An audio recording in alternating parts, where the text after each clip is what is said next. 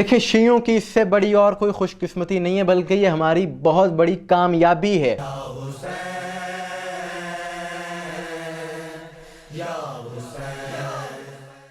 بسم اللہ الرحمن الرحیم، السلام علیکم مومنین اکرام، امید ہے آپ سب خیر و عافیت سے ہوں گے۔ سب سے پہلے تو تمام دیکھنے والوں کو، تمام اہل اسلام کو جشن آمد رحمت للعالمین خاتم النبیین سرکار محمد مصطفیٰ صلی اللہ علیہ وآلہ وسلم بہت بہت مبارک ہو۔ اور 12 ربیع الاول سے لے کر 17 ربیع الاول تک شیعان حیدر کرار اس ہفتے کو ہفتہ وحدت کہتے ہیں، تاکہ تمام شیعہ سنی مسلمان مل کر حضور کی آمد کا جشن منائیں۔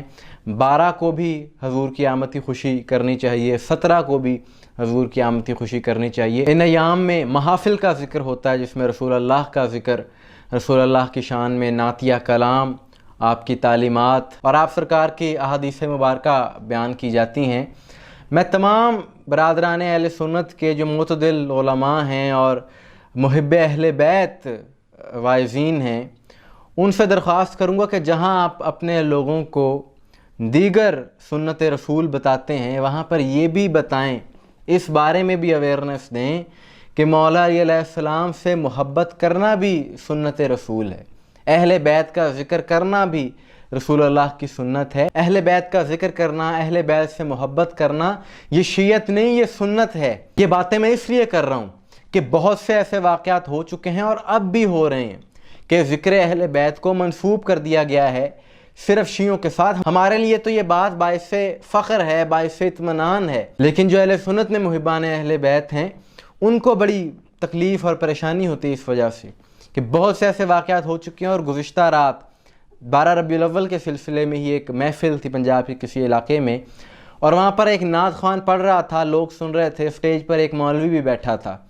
اور وہ پہلے تو بیٹھا رہا جب تک وہ نعت پڑھتا رہا۔ جیسے ہی اس نے مولا علی علیہ السلام کی منقبت شروع کی تو اس مولوی کے اسٹیج پر بیٹھے تیور بدل گئے، اور اس کے چہرے سے پتہ چل گیا کہ اسے اب غصہ آنا شروع ہو گیا ہے۔ اور پھر اچانک اس مولوی کو ایک دورہ پڑتا ہے اور وہ وہاں پر ہنگامہ برپا کر دیتا ہے، جھگڑا شروع کر دیتا ہے، اور وہ اس نعت خوان سے کہتا ہے کہ یہ شیعوں کی امام بارگاہ نہیں ہے جہاں پر تم یہ قصیدے پڑھ رہے ہو۔ اور وہ مولوی اس نعت خوان کو مارنے کے لیے بھاگتا ہے، لوگ اسے روکتے ہیں، بلکہ یوں کہنا چاہیے کہ وہ مولوی اسے کاٹنے کے لیے دوڑتا ہے، یہ مناسب جملہ ہے کہ اتنا بغض بھر چکا ہے ان لوگوں میں کہ ان سے ذکر علی برداشت ہی نہیں ہوتا، اہل بیت کا ذکر برداشت ہی نہیں ہوتا، اور یہ نفاق ہے جو کہ علی علیہ السلام کے ذکر کے ذریعے ظاہر ہو جاتا ہے، کیونکہ رسول اللہ کا فرمان ہے کہ اے علی، مومن کے سوا تجھ سے کوئی محبت نہیں کرے گا اور منافق کے سوا تجھ سے کوئی بغض نہیں رکھے گا۔ تو یہ منافقت کی علامت ہے جو رسول اللہ نے بتائی ہے۔ کچھ مہینے پہلے لاہور کی ایک محفل میں بھی ایسا ہوا، وہاں ایک نعت خوان نے حضرت عباس کی شان میں ایک شعر کہا، تو وہاں بھی ایک مولوی نے یہی جملے کہے کہ جی یہ امام بارگاہ نہیں ہے۔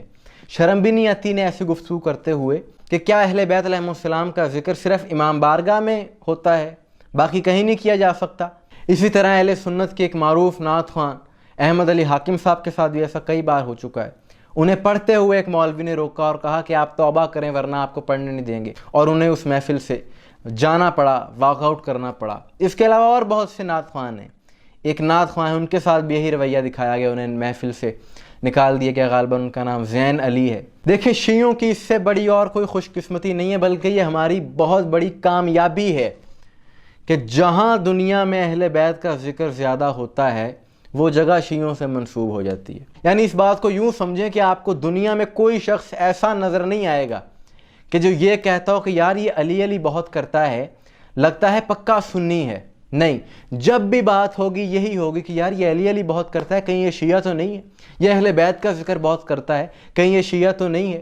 تو یہ ہماری تو خوش قسمتی ہے، لیکن برادران اہل سنت کو چاہیے کہ ذرا مسلکی تعصب کی اینک اتار کر سوچیں کہ اہل بیت کے ذکر کو آپ کے سٹیج سے دور کر کے کیا سازش رچائی گئی ہے۔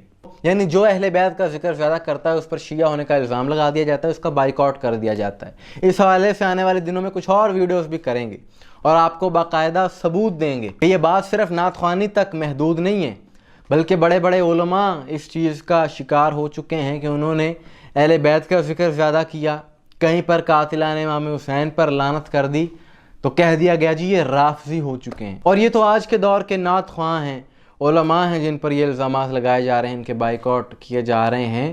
شیعہ ہونے کے فتوے تو اہل سنت کے امام شافعی پر لگائے گئے، اور انہوں نے بھی یہی کہا کہ اگر اہل بیت کا ذکر کرنا شیعہ ہونے کی نشانی ہے تو سن لو کہ میں شافعی بھی شیعہ ہوں۔ خیر، یہ سوشل میڈیا کی برکت ہے جس کے باعث آج دنیا کو پتہ چل گیا ہے کہ ایسے لوگ بھی دنیا میں موجود ہیں کہ جو اہل بیت کے ذکر سے جلتے ہیں۔ یہاں پر اہل بیت کے ذکر سے جلنے والے یہ بات یاد رکھیں کہ یہاں اہل بیت کے ذکر سے یہ لوگ جل رہے ہیں، اور آخرت میں نار جہنم میں یہ لوگ جلیں گے، جلنا ان کا مقدر ہے۔ مومنین کرام، آپ کی اس بارے میں کیا رائے ہے؟ کمنٹس میں ضرور بتائیے گا۔ مجھے دعا میں یاد رکھیے گا۔ السلام علیکم ورحمۃ اللہ۔